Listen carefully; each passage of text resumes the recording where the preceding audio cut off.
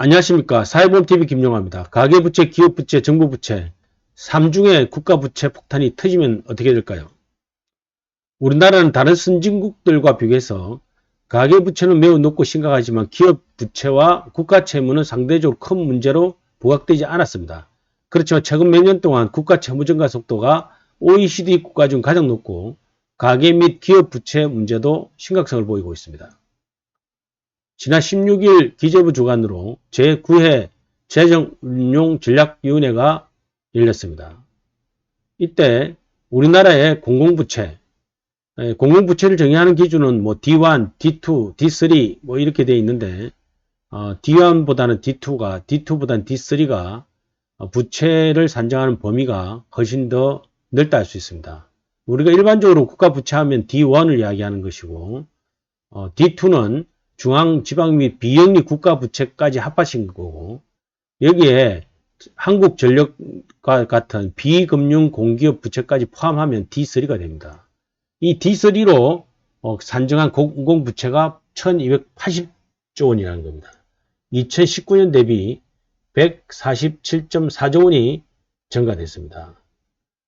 1년 만에 13.0%가 증가된 거죠.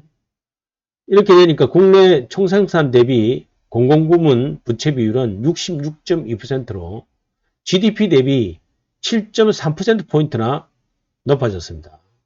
2013년에 2.9%포인트 상승한 이후 가장 크게 증가한 것입니다. 이 중 일반 정부 비중은 6.8%가 포인트가 상승했고 비금융 공기업 비중은 0.5%포인트로 늘어나 일반 정부 부채가 공공부채의 증가를 주도했다고 할 수 있습니다. 그리고 일반 정부 부채 945.1조 원은 2019년보다 14.2% 증가된 것입니다. GDP 대비 부채 비율은 48.9%에서 6.8%포인트 상승했습니다. 이 중 중앙정부 부채는 127.2조 원이 증가돼가지고 대형자산이 있는 주택채, 외평채 등 금융형 국채를 제외하면 적자형 국채는 100조 3천억 원이 늘어났습니다. 가계부채와 기업부채 증가 속도도 만만치 않습니다. 국제결제은행에 따르면 2021년도 2분기 민간신용 레버리지 비율은 기업과 가계 등 민간 부문의 신용을 GDP로 나눈 것입니다. 218.1%를 기록했습니다. 즉 GDP의 2배가 넘는 규모죠. 역대적으로 최고 수준을 경신했고 2021년 1분기보다 1.9%포인트가 상승한 것입니다. G20와 비교해보면 2021년도 2분기에 민간신용 레버리지 비율이 1분기보다 오른 것은 대한민국밖에 없습니다. G20 국가 평균 민간신용 레버리지 비율은 2020년 4분기에 178.8%로 정점을 찍은 이후에 1분기에는 174.8%, 2분기에는 170.3%로 하향세를 보였습니다. 우리나라의 국가 채무 비율은 그동안 OECD 국가 평균 수준보다 낮아 정부 경쟁력을 평가하는데 긍정적 평가를 받았습니다. 이런 추세라면 머지않아 OECD 국가 평균을 넘었을 것으로 판단됩니다. 코로나19로 인한 정부 지출의 증가로 OECD 국가 대부분의 국가 채무는 크게 증가했지만 우리나라는 코로나19로 인한 일시적 재정 적자의 성격이 낮다는 점에서 문제가 있습니다. 즉 기재부는 코로나19가 종료될 것으로 예상되는 2023년 이후에도 국가 채무가 구조적으로 증가될 것으로 전망하고 있습니다. 기재부는 2021년 2차 추경 이후 우리나라의 국가 채무는 965.3조 원이었지만 GDP 대비로는 47.4%입니다. 그렇지만 2022년에는 1068.3조 원, 2025년에는 1408.5조 원, GDP 대비 58.8%로 증가될 것으로 전망했습니다. 이렇게 되면 거의 OECD 평균 수준을 접근하는 거죠. 이러한 구조적 적자 재정 상황에서 재정 지출을 오히려 대폭 확대하겠다는 공약 경쟁이 치열해지고 있습니다. 최근에는 2022년도 국가 예산안이 국회에 통과된 것이 엊그제 같은데 50조 원에서 100조 원 규모의 추경을 편성하자는 주장이 여야 정치권에서 나오고 있습니다. 적자 재정 및 국가 채무 증가를 억제하기 위해서는 엄격한 재정준칙을 만들고 이를 철저히 시행하는 것이 필요합니다. 최근에는 국가재정을 효과적으로 관리하기 위한 정치적으로 독립적인 재정위원회 신설 등이 필요하다는 주장이 제기되지만 적자 재정에 이미 익숙해져 있는 국회 그리고 국민의식에 어떻게 경각심을 갖도록 하느냐가 관건입니다.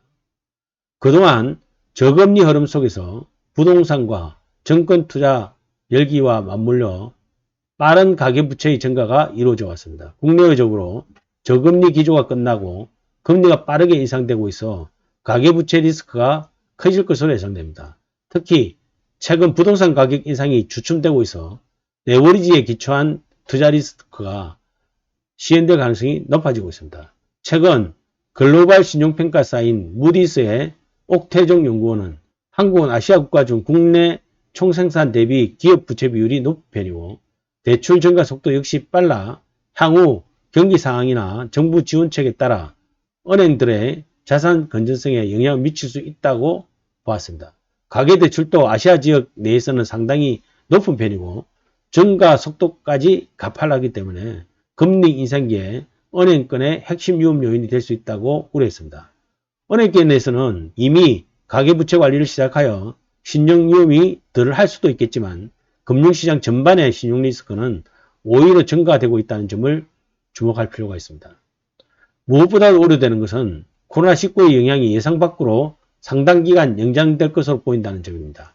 최근 신종변이 오미크론의 확산으로 금년 상반기 V자 회복세를 보이던 세계 경제가 흔들리는 모습이 역력합니다. 우리나라 역시 코로나19 신규 확진자 수가 크게 증가된 상태에서 진정 기미가 보이지 않자 최근 위드 코로나를 전격 중단했습니다. 국내 소비와 투자가 위축될 가능성이 커진 것입니다. 게다가 원유 등 국제 원자재 가격의 인상으로 무역 수지 흑자가 대폭 감소되고 기업의 영업 수익률도 하락할 가능성이 높아지고 있습니다. 통계상의 고용 상황은 좋아졌다 하지만 생산활동 주력계층이 30대, 40대 고용이 저조한 상태에서 사회적 거리두기의 강화에 따른 영세 자영업자의 고통이 지속될 전망입니다. 또한 해외발 인플레이션이 국내 물가 수준을 불안하게 만들고 있어 한국은행의 추가적인 금리 인상 가능성도 있습니다. 그렇지만 가계 및 기업 부채의 관리 차원에서 부동산 시장의 연착륙과 신중한 금리 및 통화 정책이 요구되는 시점입니다.